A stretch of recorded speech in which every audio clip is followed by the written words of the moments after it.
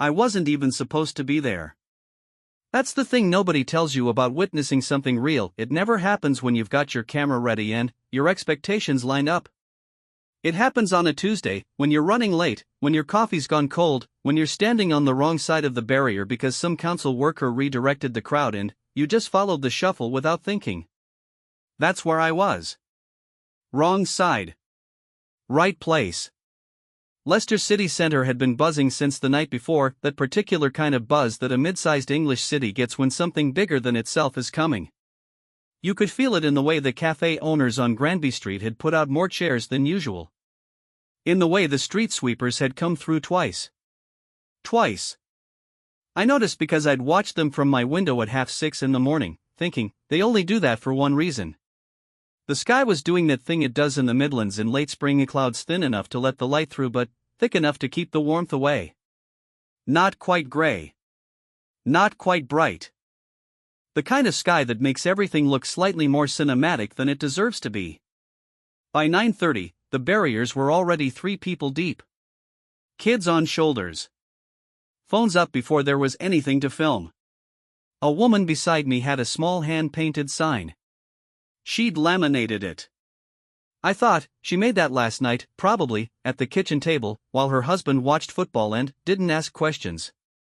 There's something about royal crowds that I never quite know how to explain to people who haven't stood in one. It's not reverence, exactly. It's not fandom either. It's something older than both. Something that lives in the body before it reaches the brain. You're waiting for a person you've never met and will almost certainly never speak to, and yet your heart rate is doing something it has no business doing on a Tuesday morning in front of a community centre in Leicester. I asked the woman next to me, 50s, coral-colored rain jacket, sensible shoes, how long she'd been waiting. Since 8, she said, without looking at me. Her eyes were fixed on the far end of the street where the police outriders would appear first. Is this your first time seeing her? I asked. She glanced at me then. Just briefly. No, she said. But it never gets old. The schedule, if you'd looked it up the night before, and I had said the Princess of Wales would arrive at 10:15. Brief walkabout. Community centre visit. Formal handshakes with the Lord Lieutenant. The usual architecture of a royal engagement, the kind that gets 4 paragraphs in the local paper and a 30-second clip on regional news. Structured. Contained. Protocol in its most elegant form. That's what everyone was expecting. A woman in a dark green coat stepping out of a car, walking the line, shaking the hands that were extended to her, saying the right things in the right order, and moving on. Gracious. Warm. Correct. That is not what happened. The outriders came through at 10:12, and the crowd sound changed. It's hard to describe. It's not a cheer, not exactly. It's more like a collective exhale that turns itself inside out. 3 motorcycles, 2 police vehicles, the familiar dark Jaguar estate, and then, on the pavement, a small coordinated movement of people who were not quite officials but were clearly managing something. The car stopped. The door opened. She stepped out wearing a coat the color of old brick, not red, not brown, somewhere between the two, like the inside of a Victorian terrace you'd walk into and immediately feel at home in. Hair down. That was the first thing I noticed, because you don't always expect it at official engagements. Down and slightly moving in the light wind off the street. The woman in the coral jacket beside me made a sound. Not words. Just a sound. The official line was maybe 30 meters to the left, the mayor, the Lord Lieutenant, the carefully arranged reception committee with their carefully arranged expressions. The aides were already gesturing. The choreography was in motion. Catherine looked at the reception committee. Then, she looked at the crowd. And she walked toward us. Not hurried. Not performing the walk, if that makes sense. Some of them perform it, that walk toward the rope line, arms out, smile assembled like a piece of furniture from a flat-pack box. This was different. She moved like she'd already decided, somewhere in the car, that the schedule was a suggestion. The 80 young woman, dark suit, the expression of someone recalculating an entire morning, took a half step forward and then stopped. Because what do? You can't redirect a princess mid-stride in front of 300 people. She came to the barrier about 4 meters from where I was standing. The laminated sign went up immediately. Several phones went up. The woman in the coral jacket grabbed my arm without realizing she'd done it. The first person Catherine stopped at was a boy. 8, maybe 9. He was holding a small Welsh flag. Someone had given it to him, probably, since we were deep in Leicestershire, and he looked like he'd rehearsed something to say and had now completely forgotten it. His mouth was open. Nothing was coming out. She crouched down. Right there on the pavement, in that brick-colored coat, just crouched, so she was at his eye level. The photographers behind the press barrier erupted. You could hear the shutters, that mechanical rainfall sound. "What's your name?" I heard her say. I was close enough to hear it. The boy said something. I couldn't catch it. She said, "That's a brilliant name." And she meant it. That's the part that's hard to explain in a way that doesn't sound like I'm describing a performance. It didn't sound like a line. It sounded like a person talking to a child she just decided mattered. She stayed there for a moment longer than was necessary. Then, she stood up and kept moving. The reception committee was still standing where they'd been placed. A few of them had shifted their weight. One older gentleman, the Lord Lieutenant, I think, gold insignia catching the flat morning light, had his hands folded in front of him with the patience of a man who had spent 50 years waiting for things to happen in the order they were meant to happen. They would wait a little longer. She moved along the barrier at the speed of someone who decided to actually be there rather than to complete the task of being there. That's a distinction that sounds small until you see the difference in person. There were maybe 20-25 people in the stretch she walked. She stopped at most of them. Not for long, but long enough. Long enough that each person had a moment that was theirs, not the crowd's. The woman 2 spots to my left had brought flowers. Tulips, orange. She'd held them so long waiting that the stems were a little bent at the bottom from her grip. When Catherine reached her, she held them out, and Catherine took them, and, instead of handing them immediately to the aide standing 3 steps behind her, which is what usually happens, they take the flowers and they pass them back without breaking the interaction. She held them. She actually held them while she talked to the woman. I watched the aide decide not to reach for them. A small, visible recalibration. The woman who'd brought the tulips was crying before the conversation was over. Not dramatically. Just the kind of crying you do when something you didn't expect to feel as much as you're feeling it turns out to be something you're feeling enormously. I don't know what was said. I wasn't close enough. But I watched the woman touch her own chest, just briefly, the way people do when they're trying to keep something in. Then, she got to the man with the sign. This is the part that got filmed. You may have seen it, though the clip that circulated doesn't quite capture the few seconds before it, which were, for me, actually the point. He was maybe 60, broad-shouldered, flat cap, the kind of face you'd see in a photograph from 1987 and not be surprised by. He was holding up a sign he'd made on what looked like cardboard from a cereal box. It said, in large black marker letters, "My daughter has cancer. She wanted me to tell you she's fighting." Not a request. Not a placard. Just a statement. A fact he'd decided to carry in his hands and hold up where it might be seen. She stopped. She read it. You could see her read it, the slight shift in the way she was holding herself, something settling differently through her shoulders. She said something to the aide. The aide moved. And then, Catherine put her hand over his. Both hands, actually, she covered his hand on the barrier with both of hers. And she talked to him. Not to the camera. Not to the crowd. To him. For a full minute, maybe longer, while 300 people went very quiet in the way that crowds can sometimes, all at once, as if they've agreed without speaking. He nodded. She nodded. He said something. She said something back.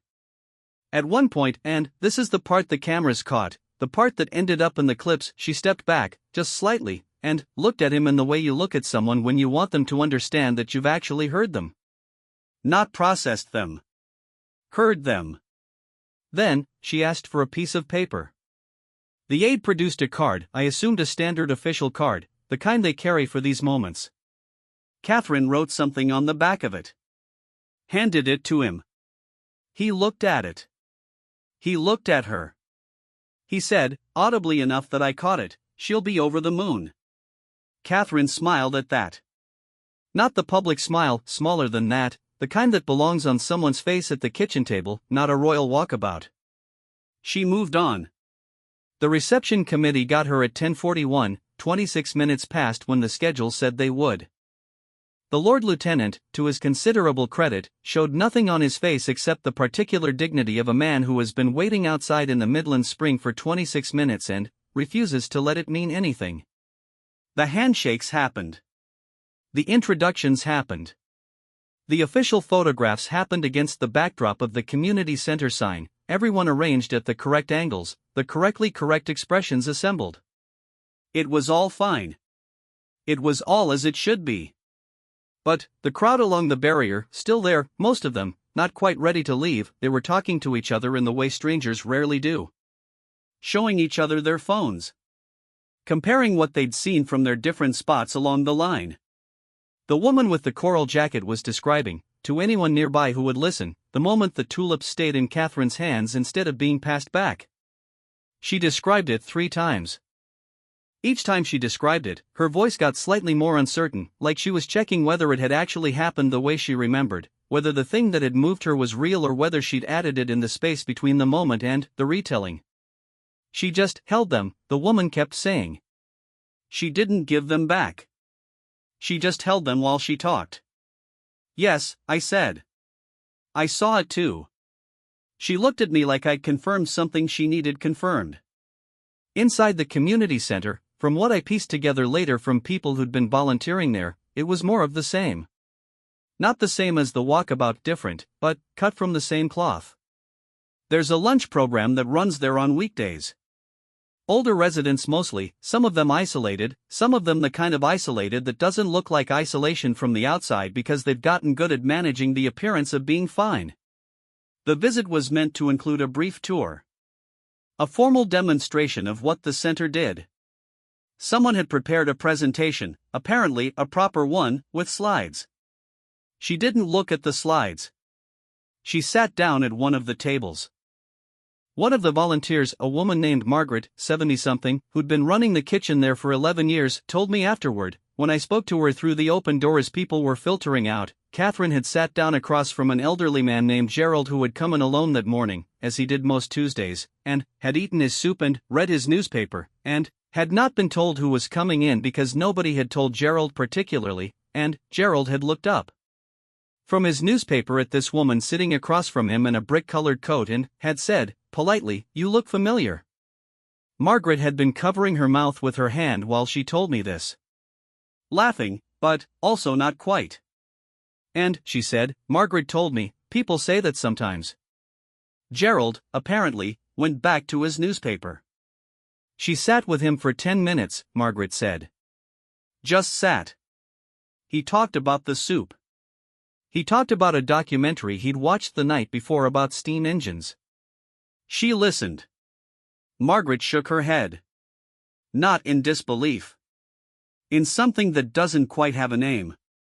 She wasn't performing for the cameras. There weren't any cameras in there, we'd made sure of that. She just sat with him. She left at 12:17. I know because I was still there, which is not something I'd planned. I'd had a meeting at 11 I'd pushed back by text message without quite deciding to, and then, pushed back again, and, by the time I noticed I'd just decided to stay without making the decision consciously. The car came back around. The outriders reassembled. The small, contained machinery of her departure clicked back into motion. She came out through the main doors, and, the crowd thinner now, but still there, made that sound again. The inside-out exhale. She turned toward the barrier one more time. Briefly. Waved in the way that is a wave and, also, somehow, something more direct than a wave, like she was clocking specific faces rather than a general crowd. The car door opened. She got in. The door closed. the Jaguars pulled out. And, then, it was just Leicester again. The thin spring light. The council worker collecting a barrier section that had drifted. The cafe owners watching from their doorways with their arms folded, already calculating whether the extra chairs had been worth it. The man with the cereal box sign was still standing there. He hadn't moved far, just a few steps back from where the barrier had been, looking at the card in his hand. He was reading whatever she'd written on the back of it for what I guessed was not the first time since she'd handed it to him. I didn't approach him. You don't, in those moments. There's a boundary around a person who's just had something private happen in public, and you feel it even if you can't define it. But I watched him for a moment. He folded the card. Put it in the inside pocket of his jacket. Buttoned the pocket. Then, he straightened up, flat cap and all, and started walking in the direction of wherever he'd parked. His daughter has cancer. He'd carried that fact in his hands and marker on a cereal box in the hope that it might be seen by someone who would know what to do with it. It was. I don't know how to end a story like this in a way that doesn't flatten it. Because the thing about what happened in Leicester that Tuesday wasn't a moment, singular. It was a series of small choices that accumulated into something you couldn't have filmed properly even with 20 cameras. The choice to walk toward the crowd before the official line. The tulips held instead of passed back. The card written on. Gerald and his steam engine documentary. The 10 minutes that nobody had scheduled. The schedule said 10:15 to 1200. 1 hour, 45 minutes. She stayed until 12:17. 26 minutes over on one end, 17 minutes over on the other. 43 minutes that weren't in the plan. And, the thing is, and I keep coming back to this, keep turning it over, protocol exists for a reason. It's not bureaucratic smallness. It's a structure built to protect everyone involved, to manage the geometry of attention so it doesn't collapse into chaos or cruelty. It matters. But, there's something that protocol cannot plan for. The man with the cereal box sign couldn't have been planned for. Gerald couldn't have been planned for. The moment you decide to crouch down on a pavement in a brick-colored coat and be at eye level with a child who's forgotten everything he rehearsed, that's not in any schedule. Some people in positions like hers move through the world and the world makes room and, then, closes behind them like water, leaving no trace of the shape they made. That's not what happened in Leicester. I watched people talking to strangers for 20 minutes after the cars left. I watched the woman who'd been crying pull herself together and, then, describe what had happened to her phone screen in a voice message to someone, speaking slowly, carefully, like she wanted to get the details right. She held the tulips, the woman was saying. The whole time. She didn't give them back. Leicester on a Tuesday in late spring. The sky doing its thin Midlands thing overhead. A card in a man's inside pocket, buttoned safe against his chest. Some things you carry home differently than the way you arrived.